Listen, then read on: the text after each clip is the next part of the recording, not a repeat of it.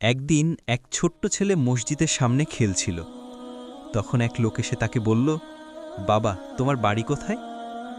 ছেলেটি বলল, আমার বাড়ি ওই পাশের গলিতে। লোকটি আবার বলল, তুমি কি আমাকে একটু পানি এনে দেবে? ছেলেটি দৌড়ে বাড়ি গেল, কিন্তু পানি আনার সময় হঠাৎ দেখে তার বাড়িতে শুধু এক গ্লাস পানি আছে। মা অসুস্থ, সেই পানিটুকু মায়ের জন্য রাখা হয়েছিল।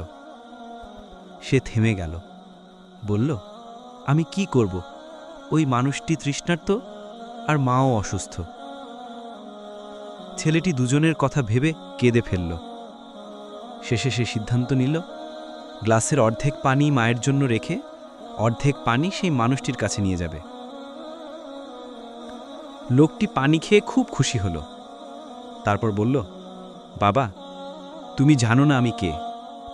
আমি আল্লাহর এক বান্দা, যাকে আল্লাহ তোমার পরীক্ষা নেওয়ার জন্য পাঠিয়েছেন। লোকটি দোয়া করল, হে আল্লাহ, এই ছোট্ট ছেলেটার জীবনে বরকত দাও।